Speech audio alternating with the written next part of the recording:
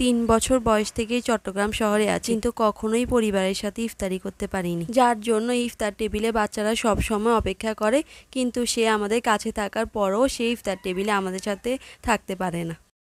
হ্যাঁ, এটা আমাদের জীবনে আসলে অনেক বড় একটা কষ্ট, তাই না? আসসালামু আলাইকুম, কেমন আছেন সবাই? আশা করি ভালো আছেন। আলহামদুলিল্লাহ, আমিও ভালো আছি। ওর বাবা কিছুদিন আগে আধা কেজির মতো আঙ্কুর এনেছিল, আর সেই থেকে আমি বলছি যে ডেজার্টটা বানিয়ে ফেলো, বানিয়ে ফেলো, আমার খুব খেতে ইচ্ছে করছে। আঙ্গুর শেষ হয়ে গেছে, এখন এই মাত্রই কয়টা আছে, এখন আসছে উনি ডেজার্ট বানাইতে, বুঝতে পারছেন? পচে যাচ্ছে সবগুলো। আমি যে কোনো কিছু পচে যাওয়ার আগ পর্যন্ত ওগুলাকে আমি ধরি না। আর রোজা এত কঠিন আমার জন্য যে আমার কোনো কাজ করতে ইচ্ছা করে না। আমি তো এই 2 রমজান পুরা বেকার জীবন পার করছি, সব কিছু আম্মুই করে। আমি চুরি করে করে লুকিয়ে লুকিয়ে থাকি যাতে আম্মু আমাকে কিছু না বলতে পারে। এখন আমি কালকে ফ্রিজটা খুলে দেখি কি আমার আঙ্কুরগুলো সব পচে যাচ্ছে। তো আমার অনেকটাই খারাপ লাগছে যে এই রোজার সময় অনেকেই তো খাবার পায় না, আর আমি আঙ্কুরগুলোকে পচিয়ে ফেলছি। আমি আবার যেটা আম্মুকে বলি যে আম্মু আমি এটা দিয়ে কিছু একটা বানাবো, আম্মু ওই জিনিসটা পচে গেলেও ধরবে না, আমার জন্যই রেখে দিবে। কারণ যখন আম্মু কিছু বানিয়ে ফেলে আমি তখন আম্মুকে অনেক বকাবকি করি যে তুমি সবসময় এরকম করো, আমি তো বানাইতাম এটা একটু পরে। এই জন্য আম্মু এখন কি করে, আর বানায় না, বলে যে পচে গেলে পচে যাক, তুমি যা করার করবা। আর পচে যাওয়ার পর কি করি সেটা বললা না? আর যদি কোনোটা নষ্ট হয়ে যায় বা কিছু হয়ে যায়, এরপরে বাকি 1 সপ্তাহ আমার আর ঘুম নাই, আমার ঘুম হারাম হয়ে যায়। কারণ উঠতে বসতে আম্মু ওটার খোটা আমাকে দিতে থাকে। এই জন্য আমি ভয়, এখন আমি ভাবছি যে না, তাড়াতাড়ি করে আঙ্কুর আপেলগুলো বের করে নিই, আবার পচে গেলে আম্মু এই রমজানের সময় আমাকে বকাবকি শুরু করবে। শুধু ফল নয়, যে কোনো কিছু পচে যাওয়ার জন্য গেলে আর কি আমার কাছে এত খারাপ লাগে। আমি যখন নিজের সময় যখন পচে যায় তখন অবশ্য লুকিয়ে লুকিয়ে রাখি, কিছু বলি না। কিন্তু বাচ্চারা যখন পচায় তখন কিন্তু ওদের 12টা বাজিয়ে ফেলি। তো ওরা সব সময় বলে তোমার সময় হলে তো বলো না, আমাদের সময় হলে এরকম করো। তো যাই হোক, তারপরে এই ডেজার্টটা খেতে আমার ভীষণ ভালো লাগে। তাই আমি বললাম যে একটু তাড়াতাড়ি বানাও, যেহেতু ফ্রিজে রাখতে হবে, ঠান্ডা না হলে তো ভালো লাগবে না, ইফতারি আসা পর্যন্ত ঠান্ডা হয়ে যাবে। তাই তাড়াতাড়ি করে ও বানাতে চলে এসেছে। তো যাই হোক, আজকে আমার মেয়েটা একটু সবল আছে, কারণ ও তো সবসময় রোজার দিন পুই হয়ে থাকে, মানে একদম চুপচাপ, মানে ঘরে কেউ নাই এমনভাবে থাকে, আর কোনো কাজকর্ম তো করতেই চায় না। কেন যে এরকম হয় বুঝি না। আমার অবশ্য ছোটোবেলা থেকে রোজা রাখার অনেক অভ্যাস, আমার কিন্তু এরকম হয় না তেমন একটা। স্বাস্থ্যবানদের জন্য রোজা রাখা অনেক বেশি কঠিন, আপনারা কি বলেন? আর আমরা চিকন চাকন মানুষ, আমাদের শরীরে তো এমনিই ফ্যাট নাই, আমরা রোজা রাখলে এরপরে আমাদের অবস্থা এত খারাপ হয়ে যায়। তাও কিছু করার নেই, ফরজ কাজ, আল্লাহর বিধান তো মানতেই হবে। আর এই যে আঙ্কুরগুলো আর তারপর আপেলগুলোকে আমি লবণ পানিতে ভিজিয়ে রেখেছি যাতে কালো না হয়ে যায়। সব সময় কি হয়, আমার আপেলটা কালো হয়ে যায় আর এরপর দেখতে বাজে লাগে, এই জন্য আমি এবার লবণের পানিতে ভিজিয়ে রেখেছি। আর দেখেন আজকে একদম কালো হয়নি। আর আম্মু এখানে গুঁড়া দুধ মিক্সার করে নিয়েছে, কারণ আমাদের ঘরে আম্মুকে 2বার বলেছি দুধ নিয়ে আসতে, আম্মু নিজের দোষটা কখনোই দেখে না। আম্মু একবারও কিন্তু এই 2বার বাজারে গিয়েছে, কিন্তু লিকুইড দুধ আনার কথাই ভুলে গেছে। আসলে সত্যি বলতে দুধের কথা আমার মনেই ছিল না, আমি গেছি দুধ আনতে, কিন্তু মন ছিল না। তো যাই হোক, এখানে আমি সাগুদানাটা একদম সিদ্ধ করে নিয়েছি, আর তারপর ঠান্ডা পানি দিয়ে ভালো করে ধুয়ে নিয়েছি। আর এখন আমি এটা দিয়ে দিচ্ছি। মানে এই জিনিসটা যে এত মজা লাগে সাগুদানা দেওয়ার পর, কি বলবো, আসলে এত মজা হয়। তো কালারটাও সুন্দর আসে। তো যাই হোক, এখন রুয়াবজা দেব। তো রুয়াবজাটা দিলে কিন্তু অনেক মজা হয় খেতে। রুয়াবজা আমাদের সবার অনেক বেশি পছন্দের। আর এখন রুয়াবজার সাথে পরিমাণ মতো একটু চিনি দিয়ে দিচ্ছি, কারণ ফলের মিষ্টির থেকেও মানে একটু বেশি মিষ্টির দরকার ছিল, এই জন্য। আর তারপরে সবগুলো উপকরণ ভালোভাবে একটু নেড়েচেড়ে মিক্স করে নিতে হবে। এই যে এই ড্রিঙ্কটা খেতেও রমজানে অনেক বেশি মজার লাগে, আর তরমুজ দিলে আরও বেশি মজার হতো, কিন্তু তরমুজ এখন তেমন একটা ভালো পাওয়া যায় না, এই জন্য আমরা আপেল আর আঙ্কুর দিয়ে তৈরি করে ফেলেছি। আপনারা চাইলে ঘরে থাকা যে কোনো ফল দিয়েটা তৈরি করা যায়, আর অনেক বেশি মজার হয় খেতে এটা। এখানে দুধ থাকার কারণে আমরা ইফতারির পরে প্রোটিনের অনেকটা অংশ এই ড্রিঙ্কটা আমরা পান করার মাধ্যমে পূরণ করতে পারি, কারণ এখানে যেহেতু এটা দুধ দিয়ে তৈরি করা হয়েছে, আর রুয়াবজা তো এমনি অনেক পুষ্টিকর। আর এখানে আমার মনে হচ্ছে যে একটু রুয়াবজা কম হয়ে গিয়েছে, এই জন্য আর একটু বেশি রুয়াবজা দিয়ে দিয়েছে। আর এখন এটা সুন্দর একটা পিঙ্ক কালার চলে এসেছে, পিঙ্ক কালার দেখলে অনেক বেশি সুন্দর লাগে এটাকে। অনেকটা দেরি হয়ে গেছে, বলছি তাড়াতাড়ি করে ফ্রিজে ঢুকিয়ে দাও, কারণ ঠান্ডা না হলে খেতে একদমই ভালো লাগে না। তো খাওয়ার আগে আমরা চিন্তা করেছি একটু বরফ দিয়ে নিলেই হবে। তো যাই হোক, এখন নর্মাল ফ্রিজে রেখে দেবো কিছুক্ষণের জন্য, তো ইফতারির সময় হলে তারপর বের করব। তো এখন ঢাকনা দিয়ে ঢেকে দিচ্ছি। তো এভাবে ঢাকনাওয়ালা একটা বাটির সাথে বাটির ভিতরেই করবেন, তাহলে রেখে দিতে সুবিধা হবে। আর এখানে এখন কাবাব বের করে নিয়েছি, এগুলো হচ্ছে রেডি কাবাব। এই রেডি কাবাবগুলো খেতে কিন্তু অনেক মজা। কাবাব তৈরি করা অনেক কঠিন একটা কাজ, আর এই কাবাবগুলো তৈরি করতে তো 2-3 দিন সময় লাগে। এই জন্য আব্বু এই কাবাবগুলো সবসময় রেডি করেই নিয়ে আসে, এগুলো স্বামী কাবাব। আর এই রেডি করা প্যাকেট কাবাবগুলো কিনতে তেমন একটা লাভও হয় না, আবার লসও হয় না, কারণ অল্প থাকে ভিতরে। মানে আজকে আমরা 4টা বেজেছি, আর মাত্র 4টা বাকি আছে। মোটামুটি 8টা কাবাব দেয় এখানে। আর টাকা যেইটুকু দাম নেয় ওইটুকুর আন্দাজে কাবাবটা অনেক বেশি কম হয়ে গিয়েছে, যেটা আমার একদমই ভালো লাগেনি। কারণ এই টাকা এই পরিমাণে আমরা ঘরে অনেকগুলো কাবাব বানিয়ে ফ্রিজে রাখতে পারি। এই জন্য আমি আম্মুকে বলেছি যে এখন থেকে আমরাই তৈরি করে ফেলবো, এটা আর কেনার দরকার নেই। এই বনরুটিগুলো আনার সময় আব্বুকে বলেছিলাম যে চা দিয়ে ডুবিয়ে ডুবিয়ে বনরুটি খেতে অনেক বেশি মজার লাগে। এই জন্য আব্বু আমাদের জন্য 1 প্যাকেট বনরুটি নিয়ে এসেছে, আর আম্মু এটাকে বার্গার বানিয়ে ফেলছে। আম্মু বলছে যে চায়ের থেকে ওটা বেশি মজার বার্গার, কারণ আব্বু আগের দিনই মেয়োনিজ তৈরি করেছে আমাদের জন্য।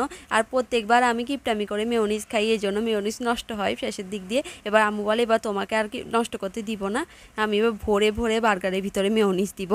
সত্যি বলেছে, আসলে ও অনেক কিপটা। কোনো কিছুকে মানে বানাতে গেলে ও সবসময় মেয়োনিজটা সসটা এগুলো সবসময় কম কম দিবে, আর তখন খাবারটা একদম স্বাদ হয় না, কিন্তু ওগুলো পরে কিন্তু নষ্ট হয়ে যায়। তো এই জন্য এখন আমি এর দায়িত্ব থেকে ওরে অব্যাহতি দিয়ে দিয়েছি, আর কখনও তোমার এই দায়িত্বের প্রয়োজন নেই। তো যাই হোক, মেয়োনিজের ভিডিওটা কিন্তু আমরা দিব। এত সুন্দর করে মেয়োনিজ বানাতে পারে ওর বাবা, খুব ভালো হয়। তো আমরা সবসময় বাসার মেয়োনিজ মানে ঘরের মেয়োনিজ তৈরিটাই আমরা খাই, আমরা কখনো বাজার থেকে মেয়োনিজ কিনে খাই না। তো যাই হোক, এখন আমি এই রুটিগুলোকে মাঝখান দিয়ে একটু ছুরি দিয়ে কেটে দিচ্ছি, আর কেটে ফাঁক করে দিচ্ছি একদম বার্গারের মতো করে। তো বাসায় বার্গার বানালে যে এত মজা হয়, আর এই বার্গারটা যদি দোকান থেকে কিনতে চাই তাহলে তো 500 টাকা নিয়ে নেবে। বিশ্বাস করবেন না, আমরা এত ভালো বার্গার বানিয়েছি, খেতে অনেক মজা হয়েছে, আর সব কিছুই দিয়েছি। আমাদের সময় আমরা তো বার্গার, তারপরে পিৎজা, কত কিছুই খেতে পারি, কিন্তু আম্মুদের সময় আম্মুদের শুধু ওই ছোলা বুট মুড়ি ভাজা আর পেঁয়াজু ভাজা এগুলোই খেতে হতো। আম্মুদের সময় তো কোনো অপশন ছিল না, বা আমরা যেরকম আম্মুকে বলি যে আজকে এটা খাবো না ওটা খাবো, কিন্তু আম্মুরার সময় আম্মুদেরকে যেটা দেওয়া হতো ওটাই আম্মুরা সোনামুখ করে খেয়ে নিত। কিন্তু আমরা এখন আম্মুদের সাথে অনেক বেশি ঝামেলা করি যে এটা রান্না করে দাও ওটা করে দাও। এই যেরকম এখন ঝামেলা করে বার্গার তৈরি করাচ্ছি, আজকে বলছি যে ইফতারি খাবো না, আজকে বার্গারই বানিয়ে দিতে হবে। এখন আম্মু মার্কেট থেকে আসি তাড়াহুড়া করে আমাদের জন্য বার্গার তৈরি করছে। আর আম্মুদের সময় আম্মুরা হলে পিটাই আম্মুদেরকে বসাই রাখতো। তিশা সত্যি কথাই বলেছে, সত্যি আমরা কখনো এরকম আবদার করতে পারিনি। এরকম আবদার করব দূরে থাক, রোজা রাখার জন্য তো অনেক প্রেশারে থাকতাম। তো যাই হোক, এখন ওদের আবদারগুলো আমাদের মেটাতে হচ্ছে, মানে যুগ পরিবর্তন হয়েছে আর কি। তো কী আর কিছু করার নেই, এখন তো করতেই হবে। আর ছেলেমেয়েরা কষ্ট করে রোজা রাখে, আর এখনকার বাবা মাদের ভিতরে এদিকে একটু মায়া বেশি, এটাই স্বাভাবিক। তো এখন আমি ভরে ভরে একদম মেয়োনিজ দিয়ে দিচ্ছি, মানে বেশি পেয়েছি তাই এখন বেশি ভরে ভরে দিয়ে দিচ্ছি। তো মেয়োনিজটা দেওয়ার পরই আমি কিন্তু টমেটো সস দেব এখানে। আর সসটা কিন্তু আমাদের নিজের হাতে বানানোই, সব কিছু আমরা ঘরে বানানোরই বেশি চেষ্টা করি। তো অবশ্যই ঘরে বানানো জিনিসটা খুবই ভালো হয়, এটাই স্বাভাবিক। তো যাই হোক, ঘরে বানানো জিনিস খাওয়াটা আসলে ভালো, স্বাস্থ্যের জন্য অনেক উপকার। তো এখন মেনুসটা ভরে ভরে দিয়ে দিচ্ছি। আর তিশা আমাকে মনে হয় যেন ওর গায়ে জ্বালা পোড়া ছুটে গেছে। ও বলতে তুমি এতগুলো দিচ্ছ, হায় হায় শেষ হয়ে যাবে। তো তো আমি তো আজকে নাসর বান্দা, ছাড়বো না, কারণ ওর জন্য সব সময় আমার মেয়োনিজ নষ্ট হয়, সেটা এবার আর হতে দেবো না। আমি আম্মু থেকে মেয়োনিজ বাঁচিয়ে অথবা সস বাঁচিয়ে চিন্তা করি যে আমি অন্য কোনো একটা রেসিপি তৈরি করব, আপনাদের সাথে শেয়ারও করব। কিন্তু আমি এত বেশি অলস যে আমি ওই রেসিপিটা বানাতে বানাতে আমার মেয়োনিজও নষ্ট হয়ে যায়, টমেটো সসও নষ্ট হয়ে যায়। এই জন্য আম্মু বলে যে তোমার আর কিছু বানানো লাগবে না, আমি যেটা বানাই তুমি সেটাই দেখাই দাও, আর তোমার কিছু দরকার নেই বানানোর। এখন আমি যেন রেস্টে আছি, কারণ আম্মু যেটা বানায় সেটাই আমি রেকর্ড করে আপনাদের সাথে শেয়ার করে দিই, কারণ আমার কিছু বানানোর মতো এরকম শক্তিই নাই। এখন টমেটো সসটা দিয়ে দিচ্ছি, আর এই টমেটো সসটা দেওয়ার পর কী যে ভালো লাগছে কি বলবো। এখানে যদি লেটুস পাতা হতো না একটু ভালো লাগতো না, কিন্তু নেই, আসলে লেটুস পাতা তো নেই। তো কি করব, আমি সামনের বছর ভাবছি যে লেটুস গাছও লাগাবো, মানে ঘরের সব কিছুই রাখবো, মানে এমন কিছু বাদ রাখবো না যেটা আমাদের ঘরে নেই, সব কিছু দিয়ে তারপর আমরা ঘরে বানিয়ে খাবো। সত্যি বলতে আমার এই সসটা কিন্তু অনেক ভালো লেগেছে, আর এটা খেতে কিন্তু অনেক মজা ছিল। তো যাই হোক, এখন শসা দিয়ে দিচ্ছি। এই শসা ছাড়া তো বার্গার হয়ই না। 2 টুকরা করে দিচ্ছি আমি শসা, বেশি দিচ্ছি না, কারণ শসাটা আসলে বাচ্চারা অতটা পছন্দ করে না, যেহেতু ইফতারির সাথেও দেই, তো এই জন্য খেতে খেতে ওরা বিরক্ত হয়ে গেছে। তো এখন 2 টুকরো করে দিয়েছি, আর তারপর দিয়ে দিব আমি টমেটো একটু গোল গোল করে কেটে নিয়েছি, আর সেটাই উপরে দিয়ে দিচ্ছি।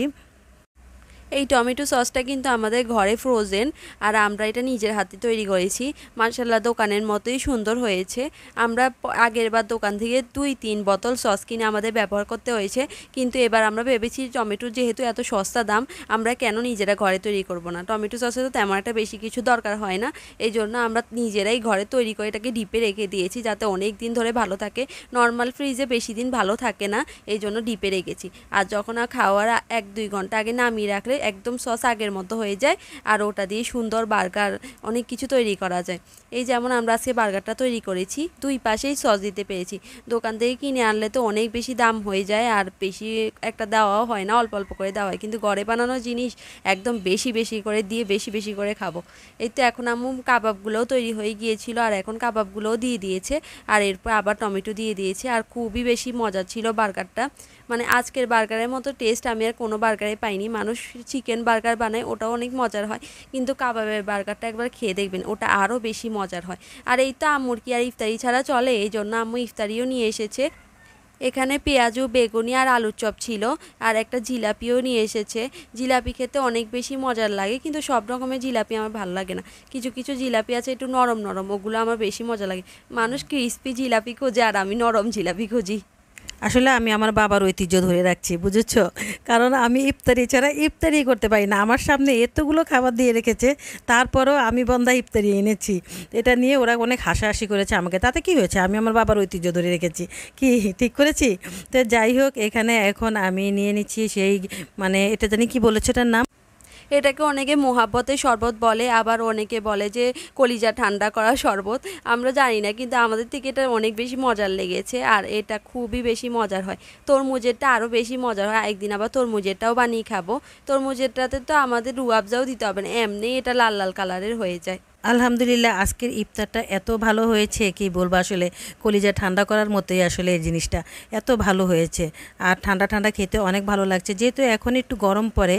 মানে রোজার প্রথম 10 দিন কিন্তু খুবই শীত পড়েছিল, কিন্তু এখনও অনেক গরম পড়ে, আর এত গরম পড়ে যে রান্নাঘরে রান্না করতে গেলে একদম ঘামিয়ে যাই।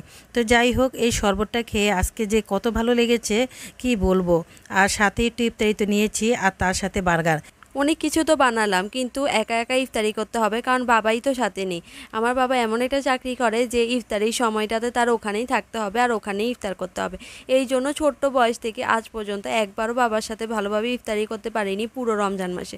সবাই সবার বাবাদেরকে দেখায় যে ইফতারি তৈরি করছে বা সাহায্য করছে, কিন্তু আমার বাবার ওরকম সাহায্য আমরা কখনোই পাইনি। এই তো কত মজার মজার খাবার তৈরি করেছি, কিন্তু মনে কোনো শান্তি নেই, কারণ আব্বুকে খাওয়াতে পারছি না।